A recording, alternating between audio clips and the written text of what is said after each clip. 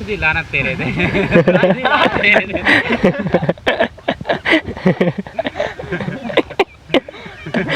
मान मान पीछे से आप भी दो पीछे से ऐसे कर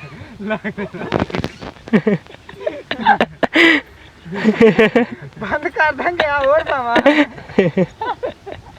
ਮੈਨੂੰ ਕਿਹੜਾ ਫਰਕ ਪੈਂਦਾ ਆ चित्र लगा रहे मान कर मान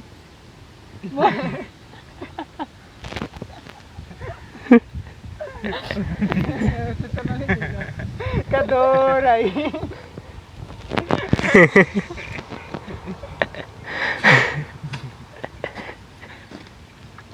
ਚਾਂਗ ਚਾਂਗ ਸ਼ਾਵਾ ਬਤੇਰਾ ਨੇ ਆਰਾਮ ਕਰ ਲਿਆ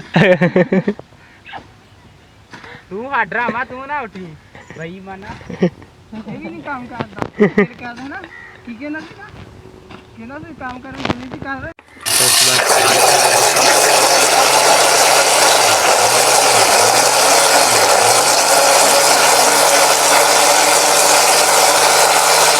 ਕਿਤੇ ਕਿਤੇ ਮੂੰਹ 'ਚ ਪਾਣੀ ਆਉਂਦਾ ਪਿਆ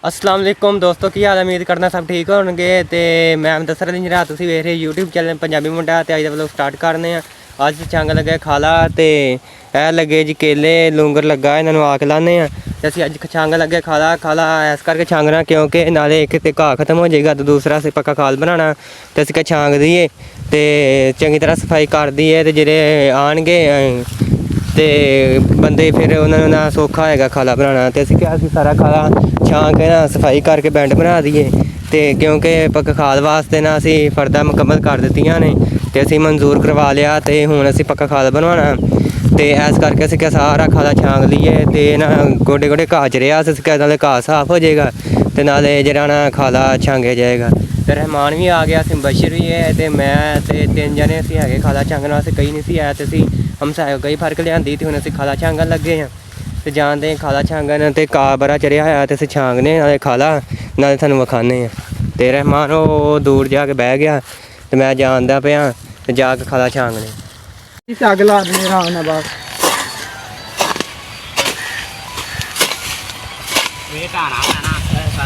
ढाणा तो पैना स्प्रे मारी लिया घाह घूदना ना रहिंदा ते जिवें मर्जी आ घाह वाली मिट्टी रहिंदी ना तो साफ मिट्टी लग जांदी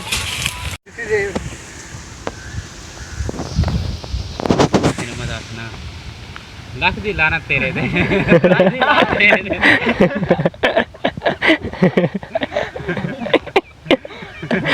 मान मान पीछे से आप भी दो पीछे से ऐसे कर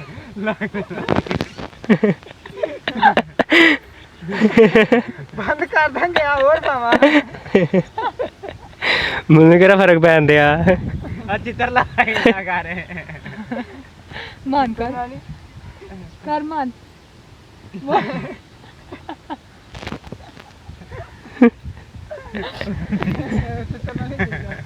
कदोर आई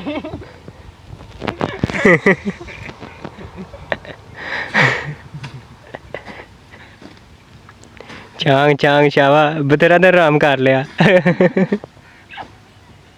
तू हाँ ड्रामा तू ना उठी वही माना ये भी नहीं काम करता फिर कहते हैं ना ठीक है ना कहना तो काम कर रहे हैं कर रहे गुल्लू भजिया ਇਹਨੂੰ ਲੈ ਤੇਰੇ ਬਰੇ ਬੱਕਰੀਆਂ ਕਿੰਨੀ ਕੁ ਦੇਰ ਚਾਰਨੀਆਂ ਹੁਣ ਬੱਕਰੀਆਂ बस ਕਿੰਨੀ ਦੇਰ ਮੈਂ ਕਿਹਾ ਚਾਰਨੀਆਂ ਬੱਕਰੀਆਂ बड़ी तो बार बार ਬਸ ਬਸ ਸ਼ੌਂਕ ਪੂਰਾ ਹੋ ਗਿਆ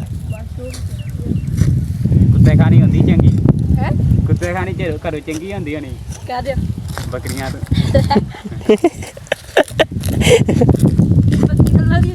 ਹਾਂ कितनी होंदी ਸਕੂਲ ਦੀ ਤਰਫੋਂ ਹੁੰਦੀ ਹੋਣੀ ਹੁਣ ਅਸੀਂ ਲੈ ਕੇ ਆਏ ਕੇਲੇ ਲਾ ਕੇ ਚੁੱਕਣ ਜਾਂਦੇ ਮਸਾ ਚੁੱਕ ਚੁੱਕ ਕੇ ਲਿਆਉਂਦੇ ਆ ਨਾਲ ਲਈਏ ਲੋਕ ਸ਼ੁਰੂ ਕਰਤੇ ਕਰਦਾ ਨਹੀਂ ਲੋਕ ਸ਼ੁਰੂ ਸਲਾਮ ਦੁਆ ਲਾ ਲਾ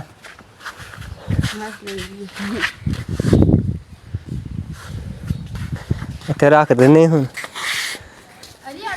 ਚੰਗੇ ਮੋਟੇ ਇਹ ਵੇਖੋ ਦੋ ਜੁਰਵੇਂ।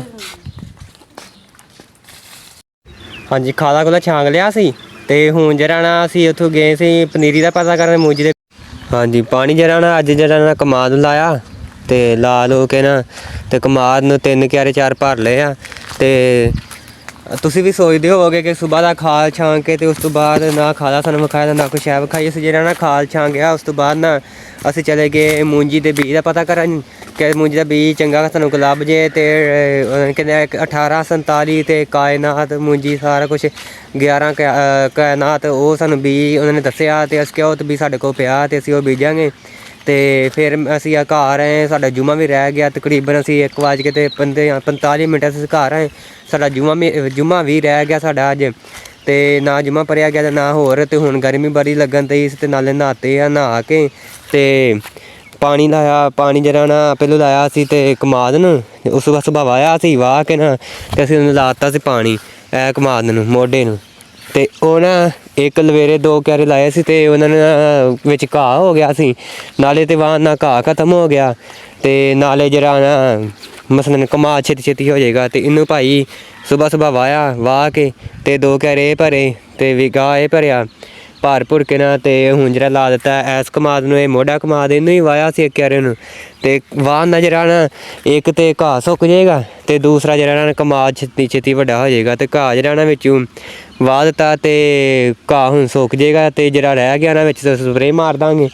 ਤੇ ਇਹ ਕਮਾਦ ਨਹੀਂ ਵਾਇਆ ਸੀ ਵਿੱਚੋਂ ਤੇ ਹੁਣ ਇਸ ਕਮਾਦ ਨੂੰ ਪਾਣੀ ਲਾਇਆ ਤੇ ਗਰਮੀ ਬੜੀ ਹੈ ਤੇ ਗਰਮੀ ਬਹੁਤ ਜ਼ਿਆਦਾ ਇੰਨੀ ਗਰਮੀ ਹੈ ਨਾ ਜਿਹੜਾ ਹਿਸਾਬ ਨਹੀਂ। ਜਿਹੜਾ ਸੂਰਜ ਇੰਨਾ ਤਪਦਾ ਨਾ ਕਿ ਬਾਹਰ ਨਹੀਂ ਨਿਕਲਿਆ ਜਾਂਦਾ, ਇੰਨੀ ਗਰਮੀ ਇੰਨੀ ਬਹੁਤ ਗਰਮੀ ਹੈ ਤੇ ਹੱਦ ਤੋਂ ਜ਼ਿਆਦਾ ਗਰਮੀ ਹੈ।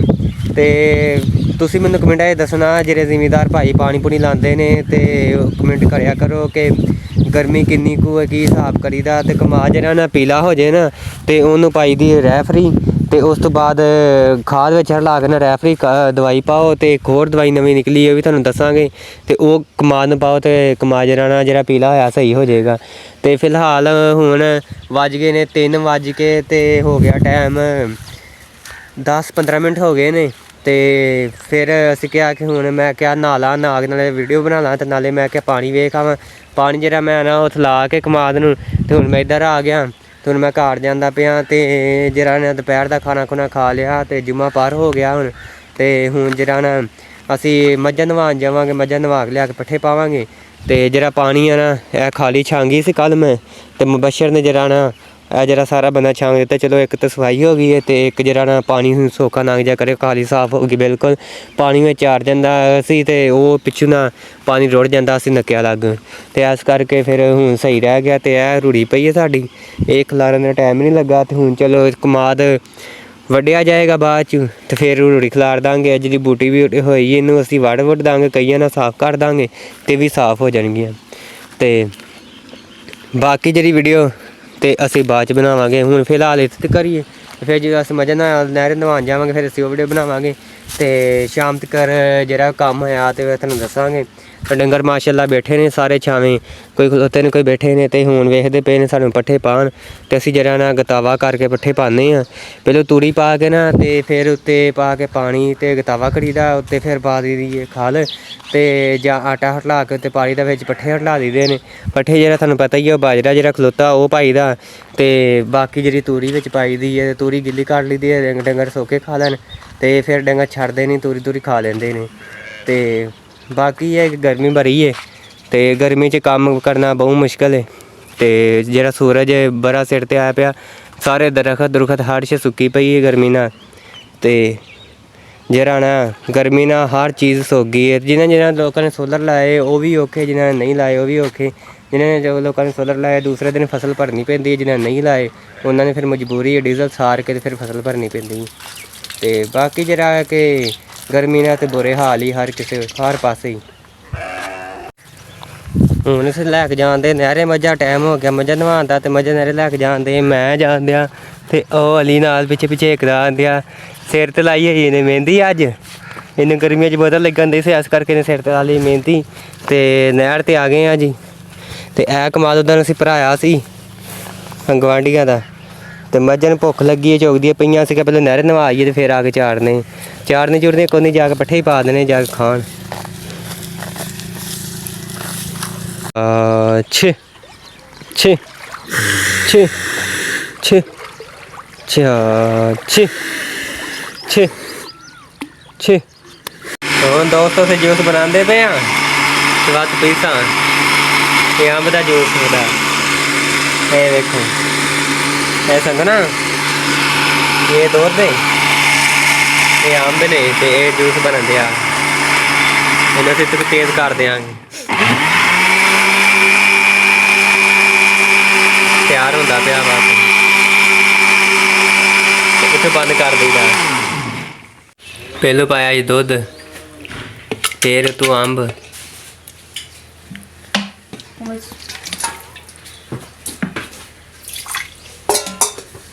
ਉਸ ਤੋਂ ਬਾਅਦ ਥੋੜਾ ਜਿਹਾ ਪਾਣੀ,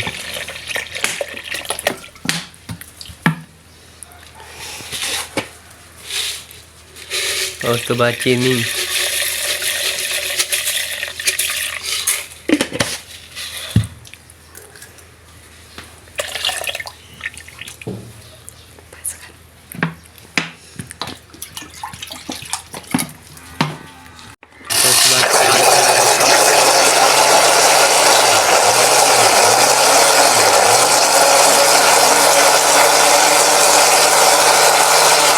ਕਿਤੇ ਮੂੰਹ 'ਚ ਪਾਣੀ ਆਉਂਦਾ ਪਿਆ।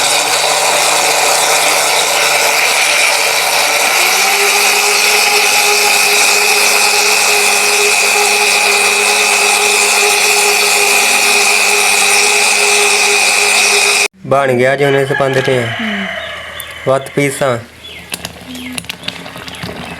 ਇਹ ਬਾਲਟੀ ਭਰ ਗਈ ਹੁਣ। ਇਹ ਵਿੱਚ ਸ਼ਾਇਦ ਨਹੀਂ ਹੁੰਦਾ, ਦੇਖੋ ਉੱਕਾ ਸੰਗਣਾ ਕਿਉਂ ਆ ਦੀ ਸੰਗਣਾ। हाँ ਅੱਛਾ हाँ